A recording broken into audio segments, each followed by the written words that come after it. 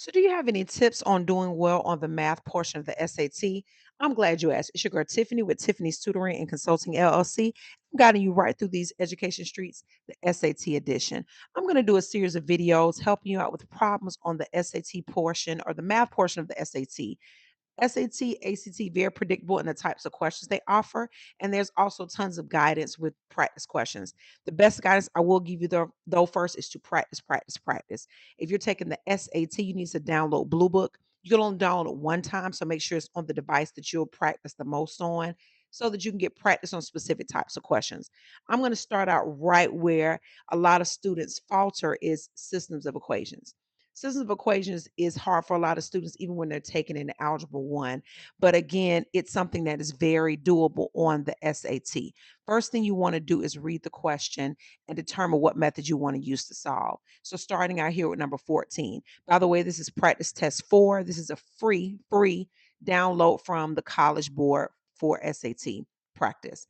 All right, the solution of the given systems of equations is x comma y. What is the value of y? So in this case, I only need to find y.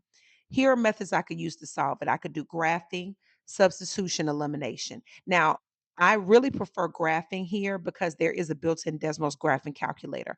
But if you want to solve it algebraically, I'm going to give you tips.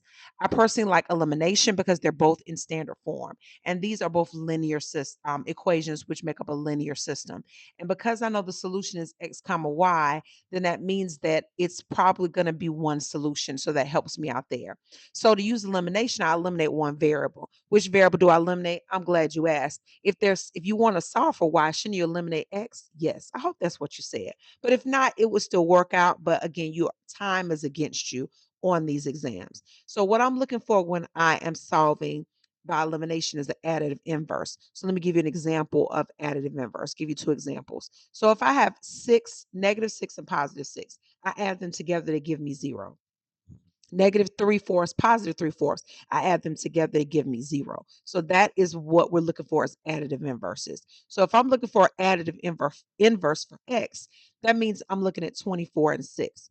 Well, it so happens that 6 is a factor of 24, which means that if I multiply 6 by -4, I'm going to get -24x, which then will give me an additive inverse. So I'm looking good. So I'm going to bring down my first equation. Don't want to bother that.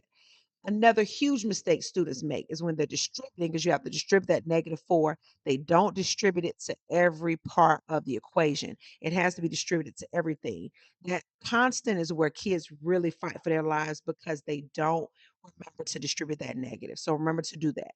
Then I'm going to add them together. This is my version of elimination. There are other ways, but this is the way I like to do it. Let's go ahead and add these up. So 24x plus a negative 24x is going to give me 0. Okay, so I don't have to write that 0. If I have no coefficient, what can I put there? Great answer, a 1. Okay, so I can put a 1 there because 1 times anything is itself and it won't change the value. Let's go ahead and add 1y and -4y will give me -3y. 48 plus a -2, 88 is going to give me 240. -240. Now I'm going to do my last step, which is divide. Why am I dividing? Great question. Because the inverse of multiplication is division. And when I have a coefficient and a variable, that is multiplication, even though it doesn't have a sign there. All right, so I'm going to go ahead and do my math. Boom. Y is 80. Ta-da, I have my answer. I can input 80 into my computer, or if you happen to have paper, most of you guys will be computer. Y is 80. Let's look at the next one. So the next one is similar, but again, it has a little bit different answer because you have multiple choice. What is the solution x comma y to the given systems of equations? Now, if you look at your answer choices, I always say look at those answer choices. I see that every x is different, every y is different.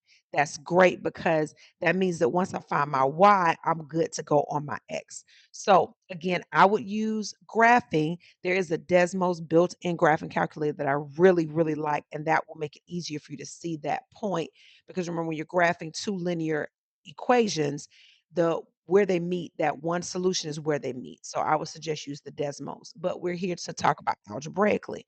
So if I look at it this way, the first one is in standard form, the other one is solved for x. So I'm going to use good old substitution. And with substitution, the variable that is solved for, I'm going to put that value back into the other equation.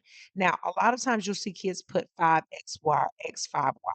but that doesn't make sense, right? Think about it in real life. If I'm on a football team and I want to replace the quarterback, I don't put in the backup quarterback and the current quarterback. I go ahead and take the current quarterback out, put in the backup. So that's what we're going to do here. So since x is equal to 5y, wherever I see x, I'm going to put 5y. Now, if I had a coefficient or more, I would want to use parentheses, but because I don't, I could just plug right in 5y. Okay, now I'm going to solve my equation. I can combine like terms because they're on the same side of the equal sign. Put a 1 as my coefficient. 5y plus 1y, you got it, 6y. Okay, equals 18. Then I'm going to go ahead and divide because what is the inverse of multiplication? You got it, it's division. Y is equal to 3. Now we can already see that A is our answer. But if you want to go ahead and just verify, I want you to take a minute. You can pause and put in value of y equals 3 into either equation to see if you can find out what x would be. Okay, hopefully you're back. If you did that, you'll see that x equals 5y. So that means that I'll go ahead and substitute in, again, substitute instead of y, I'm put 3. 5 times 3 is 15. So x is equal to 15. So my answer is indeed A, 15 comma 3. Again, hopefully this gave you some techniques on how to solve systems of equations. Remember to use that Desmos graphing, but if you're doing it algebraically, know the different types of methods and know when it's better to use what method because again, you want to save that time. All right, guys. Hopefully this helped. If you have any other videos you want to see, holler at me below. Peace.